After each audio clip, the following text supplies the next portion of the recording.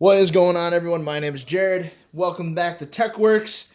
And in front of us today, we got the Apple Watch Series 4. Now, arguably, this was the most exciting thing at Apple's keynote this year because of all the significant upgrades to the Apple Watch. So, from having now fall detection to a larger screen that is actually smaller. So, actually, the 40 millimeter, which is what I have here, has the same screen real estate as last year's 42, and the 44 screen real estate is actually bigger than last year's 42 millimeter. So I got the 40 millimeter because I like the size. The 44, while being basically only 2 millimeters bigger than the 42, I like this one. I like the looks of this one just a little bit better.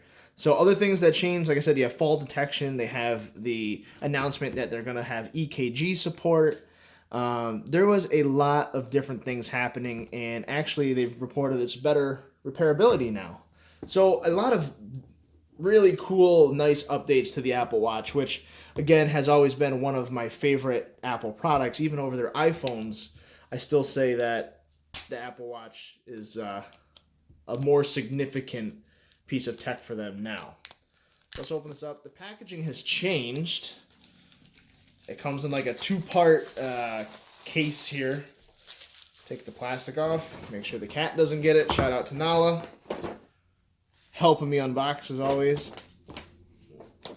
So you kind of have these flaps.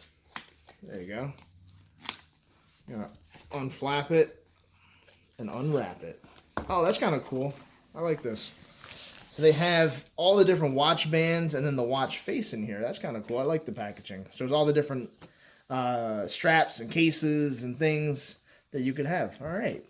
So I think we have the watch here with the watch on it. And then we have the band. So it's a two-part thing now. Before it used to be in one box.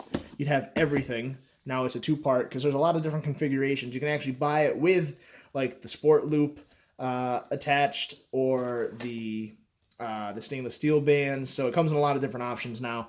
This is the silver with the white because Apple Store really didn't have much supply.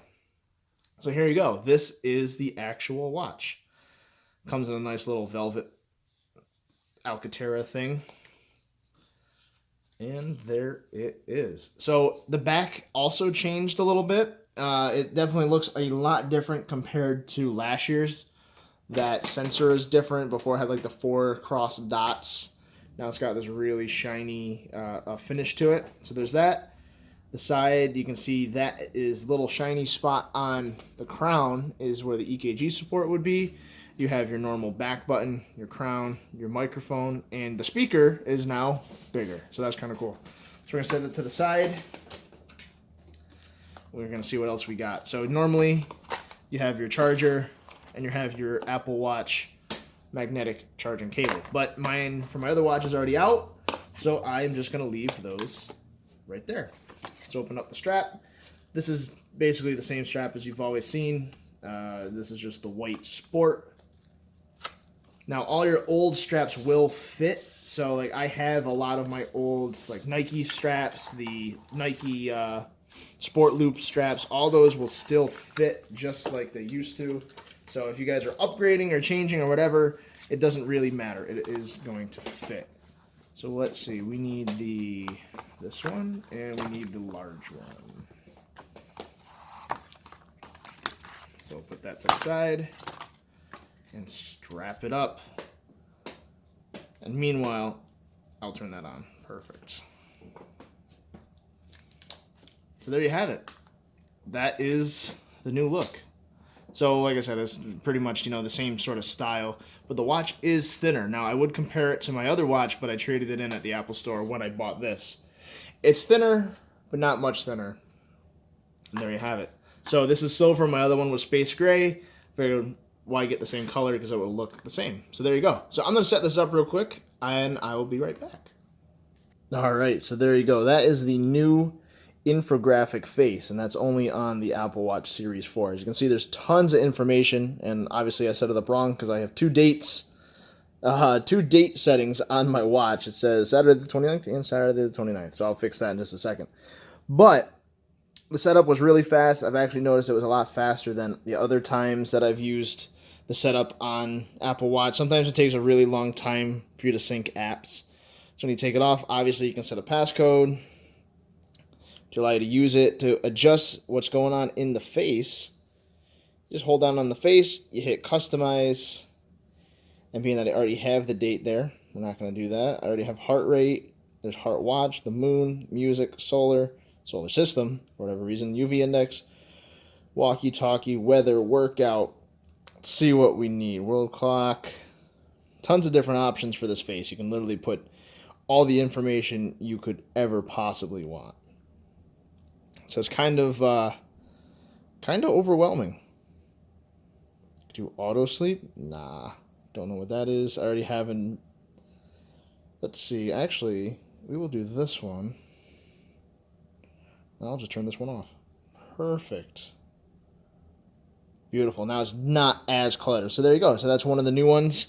Digging into the settings a little bit. So this watch, like I said before, has fall detection, meaning it's even more suited for, say, people who maybe have a tendency to fall a lot, or maybe some older individuals. Instead of having the ugly life alert button, you could something like this if they are a little more savvy with what's going on.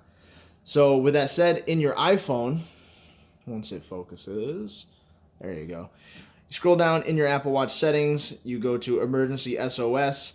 So just as if you had the hold the side button to call 911, now there's a new toggle called fall detection. And what that basically does is it'll initiate an SOS. If you fall and don't move for a certain length of time, it'll give you a warning saying, have you fallen and not getting up, or whatever it may be.